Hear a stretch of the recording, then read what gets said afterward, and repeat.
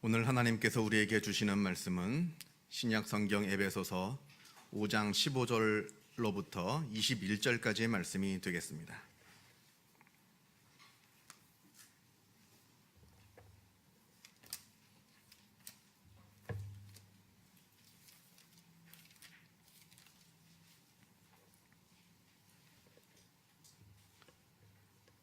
제가 갖고 있는 성경으로 신약 성경 315면에 있습니다.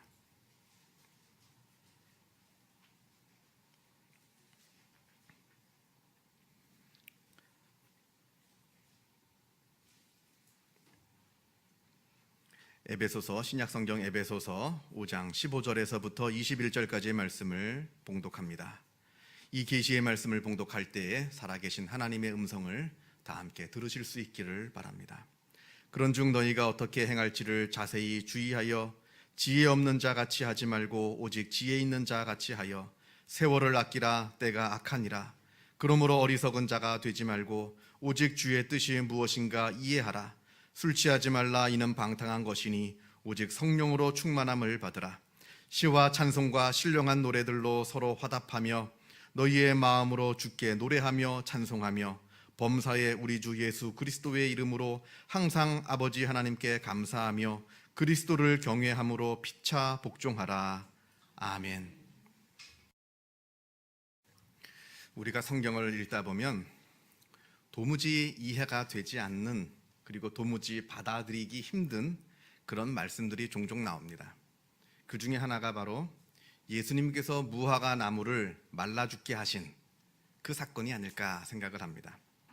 우리가 복음서를 보면 예수님께서 어느 날 시장하셔서 무화과 나무를 하나 발견하시고는 그 나무에서 열매를 좀 먹을까 하셔서 가까이 가보셨더니 그 나무가 잎만 무성하고 열매가 없더랍니다. 그랬더니 예수님께서 그만 화가 나셔서 그 나무를 저주한즉 그 나무가 말라서 죽게 되었습니다. 그런데 정작 중요한 것은 이때가 무화과 때가 아니었다고 합니다. 성경이 그렇게 분명하게 기록을 합니다. 이때는 무화과 때가 아니었습니다. 한번 생각해 보시기 바랍니다. 지금은 무화과 때가 아닙니다. 그런데 무화과 열매를 찾습니다.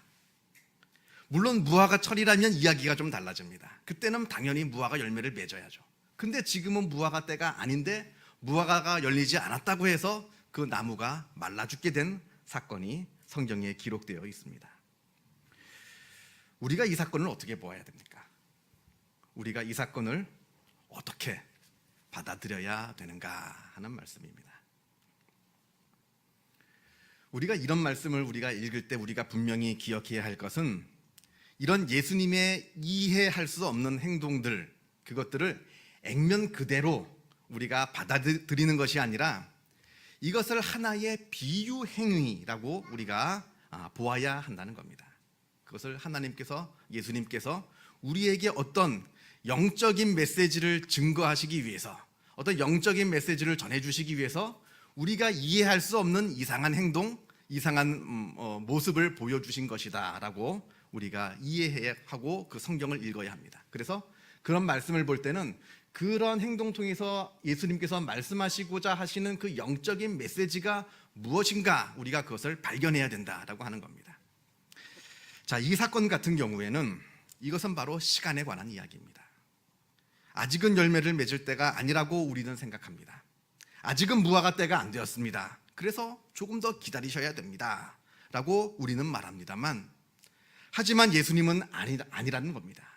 아니다, 내가 보기에는 이미 열매를 맺을 때가 되었다라고 하시는 겁니다. 지금 이 말씀을 예수님께서 그 모습을 통해서 우리에게 해주시고 싶으신 겁니다. 열매를 맺을 때가 이미 되었다, 그 말씀을 하시는 겁니다. 우리가 복음서를 보면 또 다른 무화과 나무 이야기가 나오는데, 어느 농장 주인이 자기의 농원에다가 무화과 나무를 심게 되었습니다. 무화과 나무를 심는 이유는 단 하나밖에 없습니다. 열매를 얻고자 하는 겁니다. 꽃이 있는 것도 아니고 그 나무가 아름다운 것도 아닙니다. 오직 무화과 나무를 심는 이유는 그곳에서 열매를 얻기 위해서 하는 그 단 한 가지 이유밖에 없습니다. 그런데 3년이 지나도록 이 무화과 나무가 열매를 맺지를 못합니다. 그 열매를 얻지 못하고 있습니다. 그래서 이 나무를 찍어버리려고 이 무화과 이 포도원 동산 주인이 이 나무를 찍어버리려고 합니다. 그런데 이 나무를 찍어버리려고 할 때 그 동산에 있는 일꾼이 와서 그 주인을 말리면서 말하기를 금년에도 그대로 두소서 내가 두릅하고 거름을 주리니 이후에 열매가 열리면 좋거니와 그렇지 않으면 찍어버리소서 이렇게 말을 합니다. 올해 한 해만 기다렸다가 그때도 열매가 없으면 찍어버리겠다는 겁니다. 그러니까 속히 빨리 열매를 맺어라 이 말씀을 하십니다. 예수님께서는 우리가 열매를 맺기를 오랫동안 기다리셨습니다. 그리고 우리는 열매를 맺을 때가 되었습니다. 우리는 아직 열매를 맺을 때가 아니라고 합니다만 예수님께서 보시기에는 아닙니다. 이미 열매를 맺을 때가 다 지났습니다. 다 된 겁니다. 이미 예수님께서는 오래 기다리셨습니다. 성경에 하나님의 때는 천년이 하루 같고 하루가 천년 같다 합니다. 이것을 우리가 분명히 기억해야 됩니다. 하나님의 때는 천년이 하루 같고 하루가 천년 같습니다. 우리는 길다, 우리는 오래 기다렸습니다 라고 말할 때 하나님께서는 아니다, 아직 짧다, 조금 더 기다려야 한다 라고 말씀하고 하시기도 하시고, 하나님 우리는 너무 짧습니다, 우리는 더 기다려야만 합니다, 하나님께 더 기다려야만 합니다 라고 할 때 하나님께서는 아니다, 이미 나는 오래 기다렸다, 이미 때가 되었다 라고 말하실 수도 있다라고 하는 겁니다. 중요한 것은 우리가 생각하는 때와 하나님께서 생각하시는 때가 다르다라고 하는 것을 우리가 기억해야 됩니다. 그러므로 우리의 때와 다른 하나님의 때를 분간하라, 하나님의 때가 지금 어떠한지 그것을 우리가 분간하라라고 하는 교훈을 우리가 얻어야 됩니다. 예수님 말씀에 너희가 구름이 서쪽에서 이는 것을 보면 곧 말하기를 소나기가 오리라 하나니 과연 그러하고 남풍이 부는 것을 보면 말하기를 심히 더우리라 하나니 과연 그러하니라. 외식하는 자여 너희가 천지의 기상은 분간할 줄 알면서 어찌 이 시대는 분간하지 못하느냐, 이렇게 말씀하십니다. 저는 주식 투자를 하지 않습니다만 주식을 잘하는 사람들을 보면 때를 기가 막히게 맞춥니다. 그렇죠? 언제 내가 사야 할 때인지 또 반대로 내가 언제 팔아야 될 때인지 이걸 기가 막히게 합니다. 이걸 알아야지 주식에 성공하는 것이지 이걸 모르면 이제 망하게 되는 거죠. 그런데 그렇게 세상의 때는 그렇게 기가 막히게 잘 맞추면서 어찌 왜 하나님의 때는 분간하지 못하느냐, 이 말씀을 지금 하고 계시는 겁니다. 오늘 본문 우리가 같이 에베소서 5장 말씀을 읽었는데요, 오늘 말씀도 때에 관한 말씀이라고 할 수 있습니다. 세월을 아끼라, 때가 악하니라. 세월을 아끼라고 말합니다. 우리가 잘 아는 러시아 대문호 도스토예프스키가 쓴 백치라고 하는 소설을 보면 어느 사형수 이야기가 나옵니다. 사실 이 사형수 이야기는 도스토예프스키 자기 자신의 이야기입니다. 이 도스토예프스키가 젊었을 때 국가 반란죄로 붙잡혀가지고 사형 선고를 받았습니다. 그리고 사형이 집행되는 그 직전에 황제가 명령을 내려서 감형을 받고 유배를 간 후에 풀려나게 된 사건이 있었습니다. 지금 그 이야기를, 그 소설에 자기의 이야기를 담는 겁니다. 어느 정치범이 사형 선고를 언도받고 이제 시간이 지나서 사형 집행하는 날이 되었습니다. 이제 그 사형수가 사형 집행하는 곳으로 끌려갑니다. 자기 순서를 그곳에서 기다립니다. 한 명씩 한 명씩 이렇게 사형을 당하고 있는데 앞으로 자기에게 남은 시간을 대충 계산해 보니까 대략 5분 정도가 남았습니다. 이제 5분이 지나면 이 사람은 이 세상 사람이 아니게 됩니다. 그런데 이 사형수에게 이 5분이라고 하는 시간은 우리 같은 사람이 갖고 있는 그 5분하고 완전히 다른 시간입니다. 너무나 소중한 시간입니다.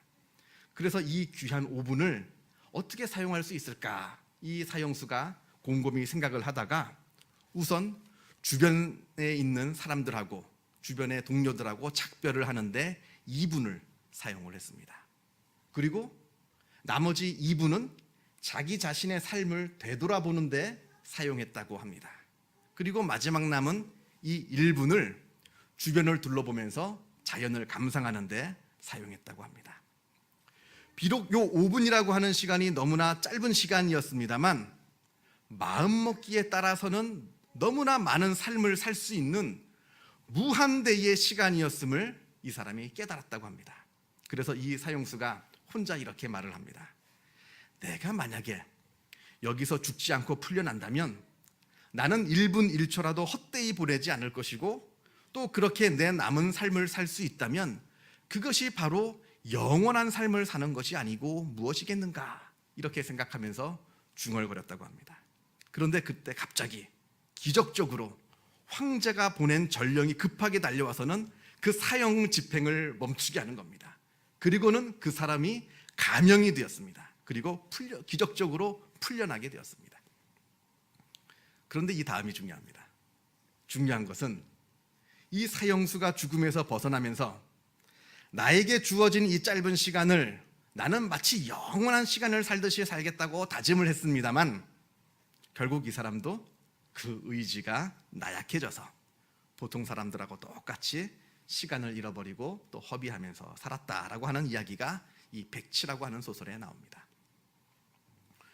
오늘 말씀에 세월을 아끼라라고 말을 합니다. 우리에게 주어진 시간이라고 하는 것은 너무나 소중합니다. 그런데 오늘 세월을 아끼라라고 하는 이 말씀에는 나의 삶을 주어진 삶을 허비하지 말아라, 시간을 잘 관리하라라고 하는 의미보다 훨씬 더 적극적인 의미가 그 안에 들어 있습니다. 이 말씀을 우리가 좀 이해하기 위해서는 한 가지 제가 좀 설명을 드려야 할 것이 있는데 헬라어에서 시간이라고 하는 개념이 두 가지 단어로 사용되어진다라고 하는 것을 우리가 좀 알았으면 좋겠습니다. 하나는 크로노스이고 다른 하나는 카이로스입니다. 크로노스라고 하는 개념이 있고 카이로스라고 하는 개념이 있습니다. 좀 어려워질 것 같은데 어려운 것이 아니라 조금 제 얘기를 듣다 보면 그 이야기가 이제 어려운 것이 아니다라는 것을 아실 겁니다. 먼저 크로노스라고 하는 것은 우리가 일반적으로 말하는 시간입니다. 과거로부터 현재를 지나서 미래를 향하는 우리가 보통 말하는 시간이라고 하는 것은 다 크로노스입니다. 이 크로노스라고 하는 시간은 누구에게나 공평하게 다가오는 그런 시간인 겁니다. 하루는 24시간, 1년은 365일. 누구에게나 공평하게 이 크로노스라고 하는 시간이 다가옵니다. 이런 시간을 우리가 말하는 일반적인 시간을 우리는 크로노스라고 말을 합니다. 반면에 카이로스라고 하는 것이 있습니다. 이 카이로스라고 하는 시간은 아주 결정적인 순간을 말을 하는 겁니다. 운명을 바꿔놓을 수 있는 아주 결정적인 그 순간, 그것을 보고 카이로스라고 말을 합니다. 우리가 24시간, 하루를 24시간을 삽니다만 24시간이 다 똑같은 시간이 아닙니다. 24시간 안에는 그냥 의미 없이 흘러가는 시간도 있고 또 반면에 아주 중요한 결정적인 시점도 있습니다. 그 결정적인 시점, 다른 말로 하면 그 결정적인 기회라고 번역할 수 있는 그것이 바로 카이로스라고 하는 시간을 말합니다. 그리고 아껴라, 세월을 아껴라라고 하는데 이 아껴라라고 하는 이 말을 더 정확하게 번역을 하자면 사모으라라는 뜻입니다. 이 말은 사모으라, 구입하라. 그러니까 세월을 아끼라라고 하는 이 구절을 정확하게 번역을 하자면 그 결정적인 기회를 놓치지 말고 사모으라. 모든 비용을, 내가 갖고 있는 모든 비용을 다 지불하고서라도 그 결정적인 기회를 놓치지 말고 꽉 붙잡으라. 그 결정적인 기회를 날려버리지 말아라 라고 하는 뜻입니다. 여러분들 한번 여러분들의 과거를 한번 되돌아보면 아깝게 놓친 기회들이 있으십니까? 내가 그때 그 기회만 붙잡았더라면 나의 삶이 달라질 텐데, 내가 그때 그 기회를 놓쳐가지고 지금 이렇게 되었다라고 하는 그런 것들이 있을 겁니다. 그런 것이 바로 카이로스라고 하는 겁니다. 이해가 되십니까? 크로노스와 카이로스.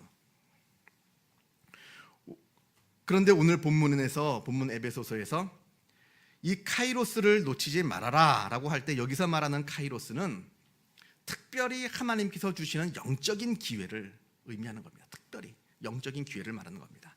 그저 세상에서 말하는 돈 벌 기회, 그저 세상에서 말하는 출세할 기회, 그저 세상에서 말하는 한탕할 기회가 아니라 영적인 기회, 하나님을 믿을 기회, 내 믿음이 성장할 기회, 하나님께 헌신할 기회, 그리고 내가 성령이 충만할 기회를 놓치지 말라라고 하는 말입니다.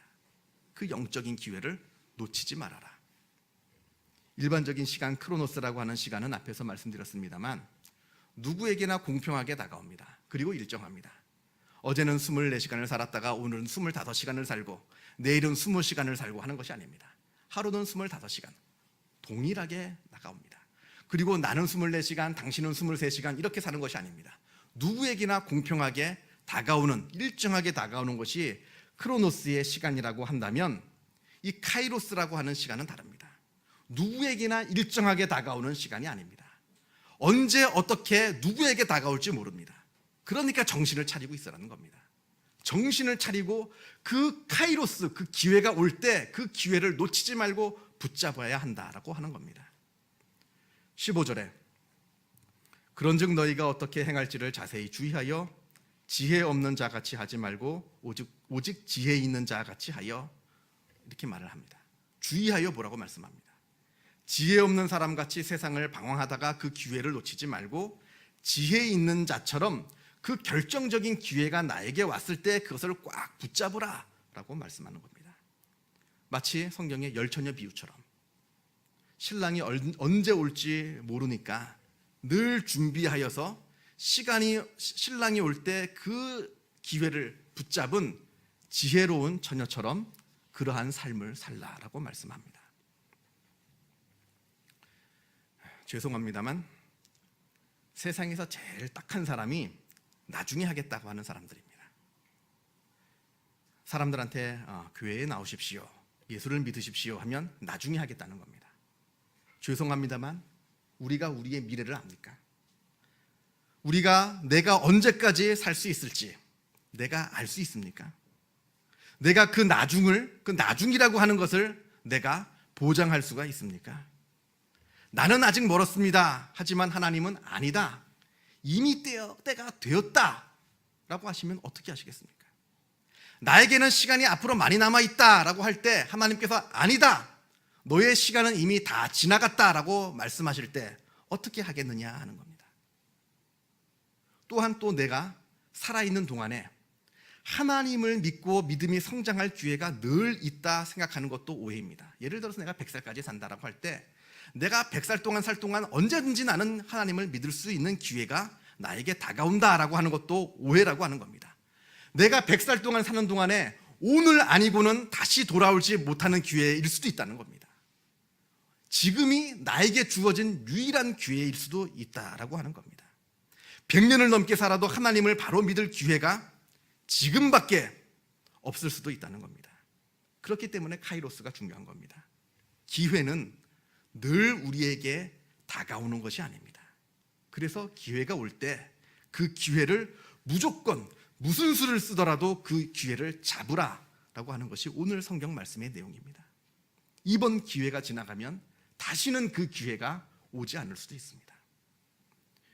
성경에 예수님께 다가와서 어떻게 하면 영생을 얻겠느냐 하고 물은 부자 청년이 있습니다. 그 청년은 그 기회를 놓쳤습니다. 반면에 예수님께서 십자가에 달려 돌아가실 때 같이 못 박혀 있었던 그 한 강도는 그 기회를 붙잡았습니다. 기회는 늘 있는 것이 아닙니다. 기회는 있을 때 잡는 겁니다. 17절 말씀을 보면 그러므로 어리석은 자가 되지 말고 오직 주의 뜻이 무엇인가 이해하라. 18절에 술 취하지 말라, 이는 방탕한 것이니 오직 성령으로 충만함을 받으라. 술 취하지 말라. 술뿐만 아니라 세상에 취해 있지 말라는 겁니다. 돈에 취해 있고 명예에 취해 있고 쾌락에 취해 있고 세상에 취해 있어서 하나님을 알지 못하고 하나님을 떠나 살고 그러한 어리석음을 살지 말고 오직 성령으로 충만하라고 말씀을 합니다. 지금 하라는 겁니다. 나중에, 다음이 아니라 지금 술 취하지 말고 세상에 취하지 말고 성령의 충만함을 받으라라고 말씀하는 겁니다. 그리고 19절부터 21절까지 말씀을 보면 그 성령으로 충만한 삶의 구체적인 모습들이 나오는데, 먼저는 찬양하는 삶이라고 할 수 있습니다. 하나님을 기억하라는 겁니다. 우리가 바쁘고 치열한 세상을 삽니다만, 그러면 그럴수록 하나님을 기억하고 하나님을 찬양하는 삶을 살아야 하는 겁니다. 나중에 하겠습니다. 내가 나중에 하나님을 기억하겠습니다. 이건 다 소용없는 이야기라는 겁니다. 두 번째로, 감사하는 삶이라고 할 수 있습니다. 지금 내가 살고 있는 이 삶이야말로 하나님께서 베풀어 주신 최고의 삶인 줄 알고 하나님의 그 은혜에 자족하고 만족하고 감사라는 겁니다. 또 비록 나의 삶이 지금 어려운 일을 만난다 하더라도 이것은 다 하나님께서 주시는, 하나님께서 통제하에 주시는, 하나님께서 주시는 고난인 줄 알고 하나님께서 이것을 이기게 하실 줄 알고 우리가 미리 믿음으로 하나님께 감사하라는 겁니다. 지금 감사하라는 겁니다. 지금 나의 삶이 다 끝나고 이 어려움이 끝나고 좋은 일이 나에게 다가올 때 감사하라는 것이 아니라 지금 내가 어려운 일을 당한다 할지라도 믿음으로 그것을 감사하라는 겁니다. 세 번째로, 공동체를 세우는 삶이다라고 말할 수 있습니다. 피차 복종하라. 흔히들 세상에서는 갑을 관계 안에서 을이 갑에게 복종을 합니다. 그러나 이거는 세상의 질서이고 하나님의 나라에서는 갑이건 을이건 피차에 복종을 하는 겁니다. 이게 성령의 법칙입니다. 이게 성령의 법입니다. 서로 복종하는 겁니다. 서로 복종할 때 그 공동체가 살아날 수 있습니다. 가정에서 서로 복종할 때 그 가정이 온전해지고 화목해지는 겁니다. 교회에서 서로 복종하고 서로 순종할 때 그 교회가 든든히 서가고 흔들림이 없게 되는 겁니다. 이건 하나의 영적인 법칙입니다. 그래서 내 가정이 화목하지 못한다 할 때는 서로 복종하는 겁니다. 교회가 화목하지 못하다 할 때는 서로 복종하는 겁니다. 그럴 때 그 교회와 그 가정이 바로 서게 되는 겁니다. 지금 하라는 겁니다. 나중에 이 문제가 해결되면 하는 것이 아니라 지금이 내 가정을, 내 교회를 화목하게 할 기회라고 하는 겁니다. 아무튼 영적인 삶을 사는 것이 복입니다. 다른 것이 복이 아닙니다. 그리고 이런 영적인 삶을 살 기회가 늘 있는 것이 아닙니다. 보라, 지금은 은혜 받을 만한 때요, 보라, 지금은 구원의 날이로다. 지금입니다. 내일, 다음에 내가 구원받을 기회가 오는 것이 아니고 은혜 받을 기회가 오는 것이 아니고 바로 지금, 바로 지금이 내가 구원받을 기회이고 내가 은혜 받을 기회라고 하는 겁니다. 우리가 예수님을 믿을 때 기회는 내일이 아닙니다. 바로 지금이 예수를 믿을 때이고 내일이면 기회가 없을 수도 있습니다. 우리가 성령 충만한 삶을 사는 것도 내일이 아닙니다. 바로 지금이 성령의 삶을 사는 때입니다. 내일이면 때가 늦을 수도 있다라고 하는 겁니다. 그 기회가 다시는 오지 않을 수도 있다 하는 겁니다. 그러므로 세월을 아끼라, 때가 가니라. 하나님께서 우리에게 이렇게 권면하고 계십니다. 바로 지금 하나님께서 주시는 이 영적인 기회를 놓치지 말고 붙잡으라라고 지금 하나님께서 우리에게 권면하고 계신다 하는 겁니다. 지금 나에게 다가오는 이 기회를 놓치지 말고 꽉 붙잡으셔서 하나님께서 주시는 복과 은혜를 누리시는 귀한 삶을 사시기를 축원합니다. 기도하겠습니다. 사랑과 은혜가 충만하신 하나님 아버지, 감사합니다. 하나님께서 우리에게 귀하고 복된 기회를 허락하여 주심을 우리가 알고 하나님께 감사를 드립니다. 하나님께서 우리에게 베풀어 주시는 그 기회를 우리가 놓치지 않게 하여 주옵소서. 우리가 내일 하겠습니다, 나중에 하겠습니다 핑계하며 그 기회를 놓치는 어리석음을 범치 않게 하여 주옵시고, 우리가 지혜로워서 주목하여 바라보아서 하나님께서 주시는 그 기회가 우리에게 다가올 때 우리가 무슨 수를 쓰더라도, 우리가 모든 것을 다 지불하고서라도 그 기회를 사 모으는 복된 하나님의 자녀로서의 삶을 살아갈 수 있도록 주님께서 역사하여 주시고 인도하여 주시옵소서. 주님께 모든 것을 의탁하오며 이 모든 말씀 우리 주 예수 그리스도 이름으로 기도하옵나이다. 아멘.